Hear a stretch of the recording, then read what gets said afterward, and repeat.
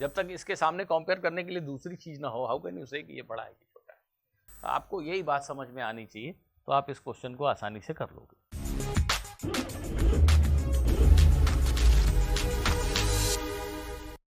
Hello students, आज के इस वीडियो सेशन में हम जेईई एडवांस 2024 फिजिक्स पेपर 2 में पूछे गए इस क्वेश्चन को कंसिडर कर रहे हैं। इसकी एक खास वजह है, क्वेश्चन की लैंग्वेज पे हमें कैसे गहराई से ध्यान देना चाहिए, किस स्टेटमेंट का क्या मीनिंग हो सकता है, उसको कैसे आप इस्तेमाल कर सकते हो, उसको इलस्ट्रेट करने के लिए ये एग्जाम्पल है। प्लस फिजिक्स में अप्रोक्सीमेशंस कई बार आपके लिए पजल बनते हैं बच्चों के लिए, तो उसको भी अच्छा एक इलस्ट्रेट करने वाला क्वेश्चन है, इसलिए मैंने इसको चुना है। A spherical soap bubble inside an air chamber at pressure of P naught has a certain radius so that the excess pressure inside the bubble is delta P. एक एयर चैम्बर है, इसके अंदर एक सोप बबल है, ये यहाँ पे हवा है, इसके अंदर भी हवा ही है, एयर बबल है, ये सोप फिल्म है।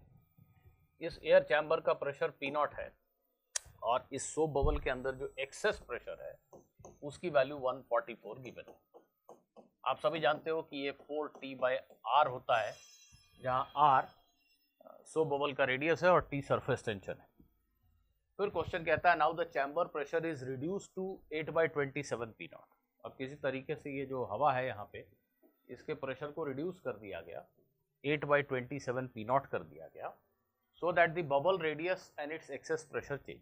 इससे इस बबल का रेडियस बदल गया और इसके अंदर जो गैस है उसकी एक्सेस प्रेशर में भी बदलाव हो गया। एक्सेस प्रेशर मतलब यहाँ और यहाँ के प्रेशर का अंतर। In the process all temperature remain unchange, temperature कहीं नहीं बदला, isothermal condition. Assume air to be an ideal gas and the excess pressure delta P in both the cases to be much smaller than the chamber pressure. This is the most important statement. Otherwise आप mathematical rigor में फंस जाओगे, समय खराब करोगे। Question says delta P is much smaller than the chamber pressure. Means यहाँ और यहाँ का जो प्रेशर का अंतर है वो P नॉट की तुलना में बहुत छोटा है। Delta P is very small compared to P not, ऐसा क्वेश्चन बोल रहा है। डेटा से भी यही दिख रहा है, isn't it? तो now the excess pressure after, इस हवा का प्रेशर को कम कर दिया गया 8/27 P not. Now what will be the pressure inside the air bubble, ऐसा नहीं पूछा है what is excess pressure inside the air bubble. तो इस बात को समझने के लिए मुझे लगता है आपको इस बात पे ध्यान देना चाहिए। देखिए, हंसिएगा मत, ये हाथी है, मैं हाथी ऐसे ही बना पाता हूँ, इससे अच्छा हाथी आज तक मैं बना नहीं पाया। ये हाथी है और इस हाथी का वजन है मान लीजिए 5 टन, 5000 kg। इसके पीठ पे एक चूहा अच्छा बना लेता हूँ, है ना, एक चूहा आके बैठ गया जो 100 ग्राम का है, ऐसा मान लेते हैं। तो अब जो ये कंबाइंड वेट है वो कितना हो गया? कोई पूछता है आपसे what is the weight now, या वेइंग स्केल पे हाथी खड़ा है तो उसका वेट कितना बदल गया? ये दोनों अलग अलग सवाल है। वेइंग स्केल का रीडिंग क्या हो जाएगा? 100 ग्राम का चूहा आने से 0.1 kg ऐड करने से इट इज अप्रोक्सीमेटली 5000।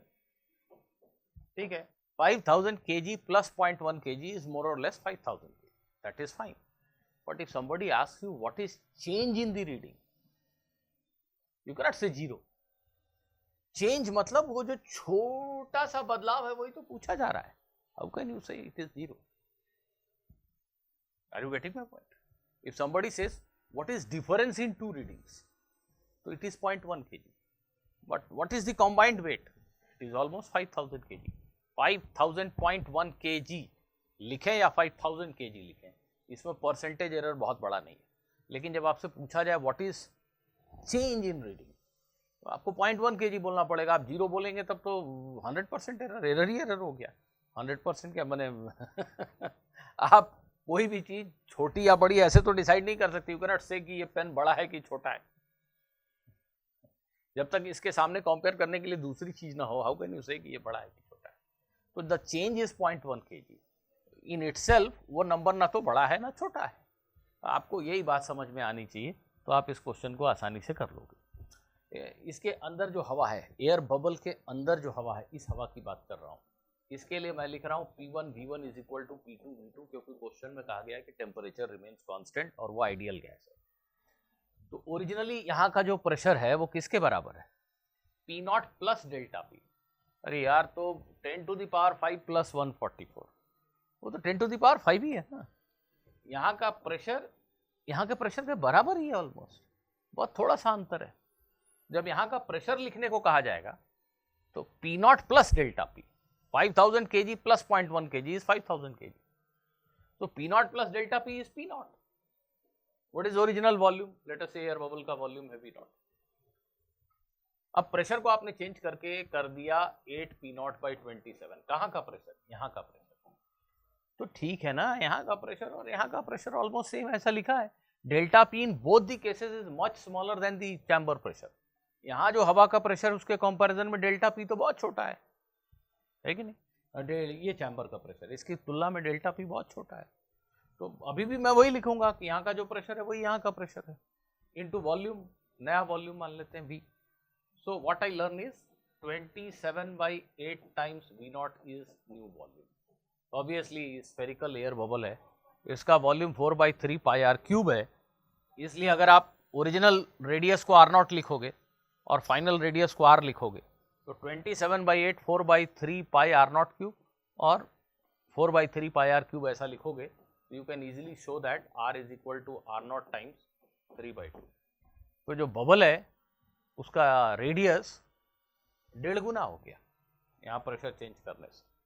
तो जो एक्सेस प्रेशर है, new excess pressure, excess pressure मतलब यहाँ का प्रेशर यहाँ के प्रेशर से कितना डिफरेंट है। तो जब डिफरेंस बताना है, कैनॉट से 0, कुछ तो है वो बताना है। कितना है भाई? तो आंसर है 4T, यहाँ T सरफेस टेंशन है, डिवाइडेड बाय रेडियस।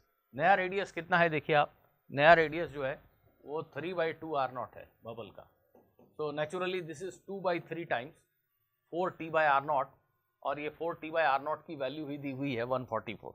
ओरिजिनल जो एक्सेस प्रेशर है उसकी वैल्यू दी हुई है 144। सो दिस बिकम्स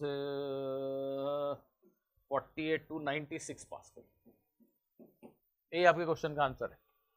अगर आप इस बात को जल्दी रिकॉग्नाइज नहीं करेंगे कि इस एक्सप्रेशन में मुझे यहाँ और यहाँ के प्रेशर को सेम ही मानना चाहिए, तो आप फालतू में यहाँ का प्रेशर लिखेंगे P0 प्लस 4T/R, और फिर यहाँ का चेंज होने के बाद लिखेंगे कि यहाँ का नया प्रेशर प्लस 4T/नया R, और कंफ्यूज होते रहेंगे मैथमेटिक्स में। आपको ये ऑर्डर ऑफ मैग्नीट्यूड पे ध्यान देना है कि भाई 5000 प्लस 0.1 को मैं 5000 लिखूंगा तो बहुत बड़ा एरर नहीं होगा। 10 टू द पावर 5 प्लस 144 को 10 टू द पावर 5 लिखूंगा तो बहुत बड़ा एरर नहीं होगा। अगर आप इस बात को समझते हैं तो ये क्वेश्चन आपके लिए एक तरह से ओरल क्वेश्चन की तरह था, जिसका आप बहुत जल्दी आंसर दे सकते थे। आशा है आपको वीडियो पसंद आया, और पसंद आया तो लाइक ज़रूर कर दीजिए, शेयर कर लीजिए, सब्सक्राइब नहीं किया तो कर लीजिए भाई, और कमेंट सेक्शन में कुछ तो लिखिए। चलिए मिलते हैं अगले वीडियो में किसी और कॉन्सेप्ट के साथ, किसी और क्वेश्चन के साथ। Good bye.